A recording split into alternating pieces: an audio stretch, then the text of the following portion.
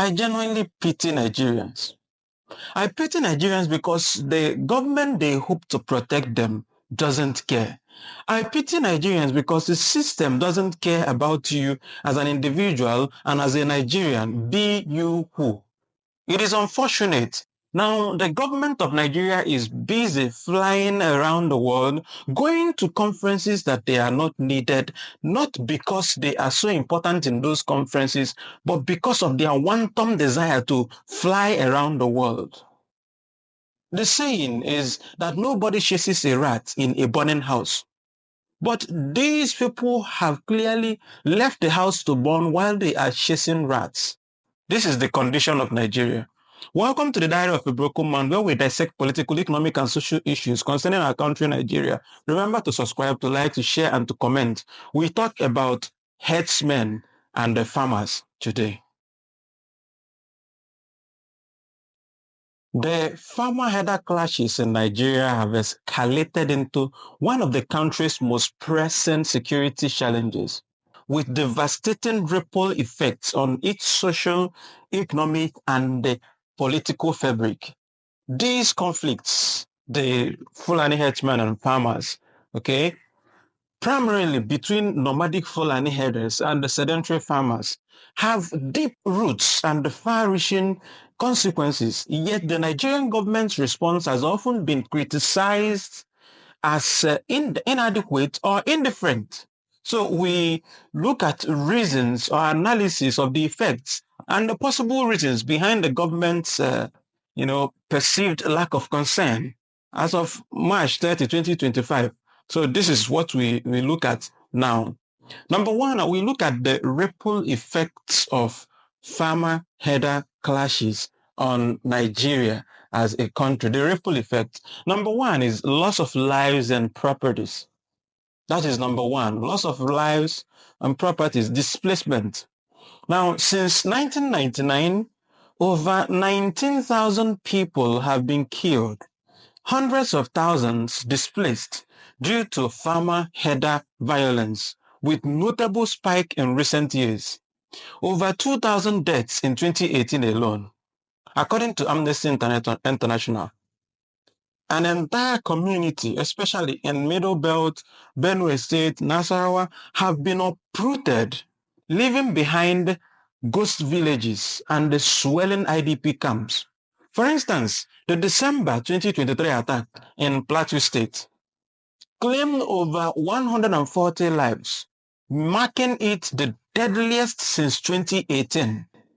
Another one is food insecurity. That is another problem we have here, because these are the food basket of the nation, especially Plateau State and surrounding places that are primarily farmers. And these herdsmen, displace these farmers, throw them away from their villages, and not because they want to build something or do another thing, but just for no reason whatsoever. So another one is food insecurity. That is another problem. Nigeria's agricultural heartland, particularly the Middle Belt, produces much of the nation's foods. Clashes disrupt farming as farmers abandon fields out of fear, whilst herders lose cattle to rustling or violence. Now, the UN Food and Agricultural Organization notes that this contributes to rising food prices and shortages, which exacerbated hunger in a country where 38.9 people live below the poverty line, according to World Bank 2023. With insecurity limiting cultivation, Nigeria's reliance on imports grew, straining its fragile economy. This is a big problem. Another one is economic decline. Beyond agriculture, the conflict hampers rural economics or rural economies. Markets shut down, trade routes become unsafe, and the small businesses like the football viewing centers owner displaced from their places of work in Nasarawa collapse. The violence diverts government resources from development to emerging response, while the 77 trillion debt burdens 2022 estimates limits fiscal flexibility to address root causes. Another one is ethnic and religious polarization. The clash often pit Muslim Fulani herders against Christian farmers, fueling ethno-religious tensions. Incidents like the 2018 church attack in Benue, where 17 congregants were killed, deepen mistrust. This polarization weakens national unity, emboldens militias, example, the Bashama and Fulani in Adamawa, and risks broader conflict, as seen in urban riots in Jos and Kaduna, respectively. Another one is proliferation of arms and insecurity. Both sides arm themselves. Example, farmers forming self-defense groups, herders carrying AK-47, escalating violence. Now, the United Nations estimates 300 million illicit weapons circulate 300 million circulate around Nigeria. Many traced to security forces stockpiles, conflict armament research 2024. Now, these arms arm race spill over into banditry and terrorism, amplifying insecurity nationwide.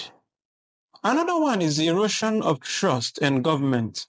Because when the people feel that their lives are at risk, they lose trust in the government.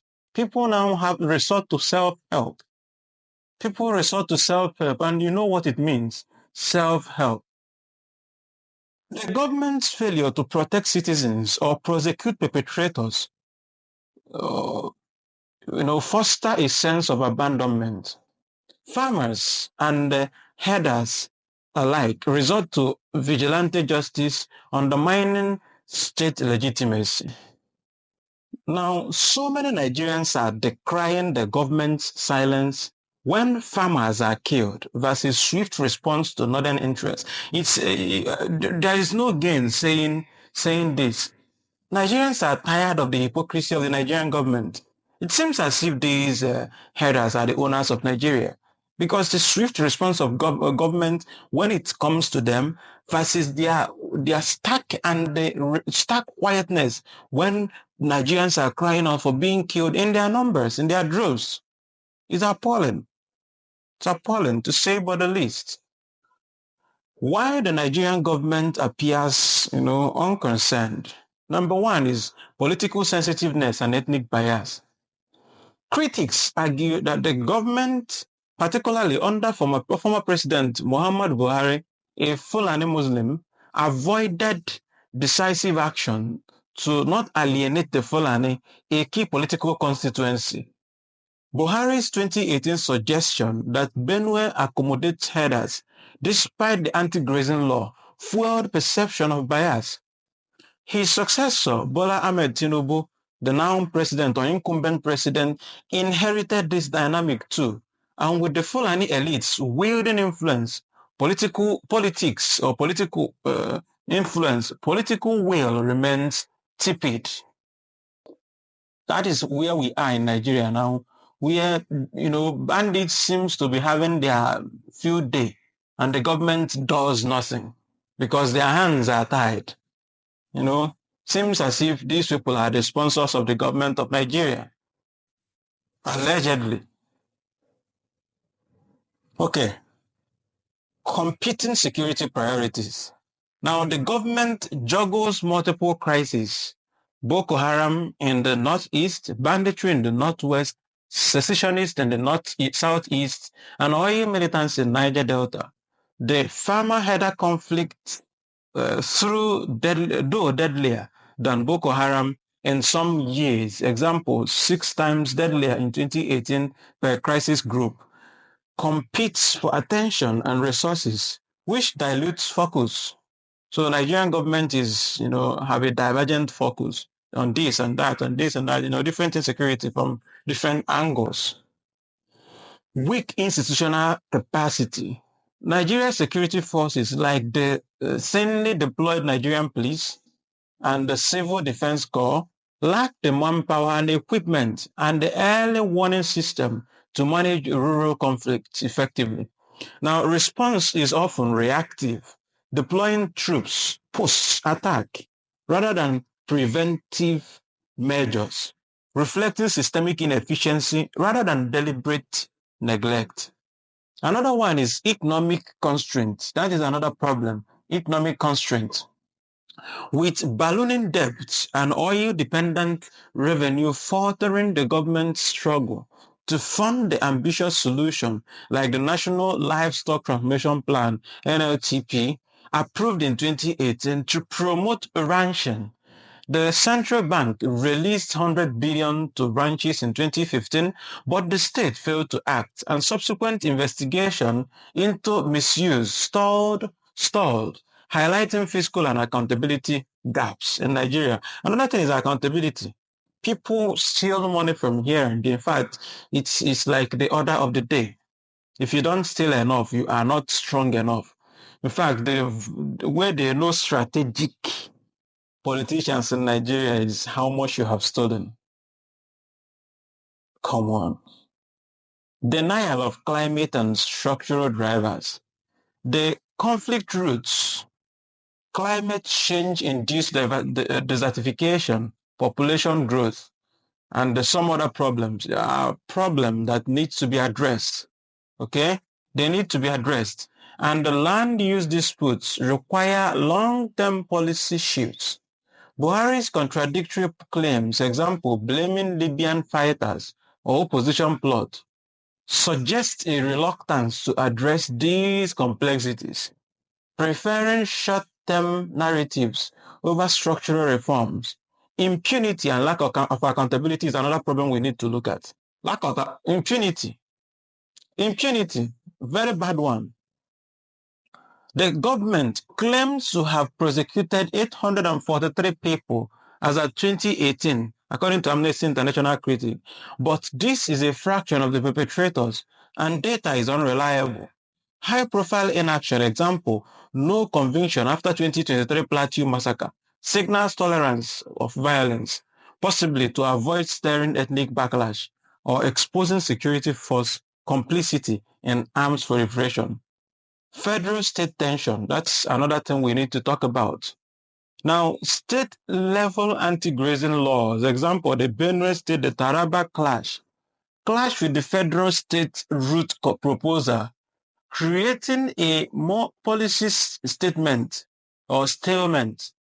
Southern governors in 2021 open grazing ban further modeled the conditions or coordinations, leaving the central government hesitant to impose unified action than might inflame regional divides. Now, in conclusion, the farmer-herder clash ripple across Nigeria, threatening food security, economic stability, and social cohesion. Yet, the government's response lags. This apparent unconcern stems from a mix of political caution, a resource constraint, and a constitutional weakness, not necessarily apathy, but a paralysis of priorities and the capacity. To reverse this, Nigeria needs a coherent strategy. Enforce ranching through NLTP, disarm militias, prosecute offenders, and address climate-driven migration. Without such a resolve, the conflict will fester, further eroding the nation's fabric and the government's legitimacy. If the government doesn't act as fast as possible, things will go out of hand, and I hope it doesn't. Many people are dying. In Bokos today now, so many people have died. These Fulani headers seems to be wielding so much power in Nigeria. And so many people have commented before now, warning Nigeria, but Nigeria did not pay heed to their warnings. Now it is happening. We are seeing it, and everybody is learning. And like the very dark man will say, we are learning the hard way. So let me know in the comment section what you think the government can do to make things better in the form of security, bridging this problem between farmers and herders, and then giving herders a kind of treatment that they need, which is giving them a place to stay, maybe up there somewhere, build a ranch for them and rehabilitate them, because these people have become too radicalized. Remember to subscribe, to like, to share, and to comment. This remains the diary of a broken man, and I'll see you on the next one. Cheers.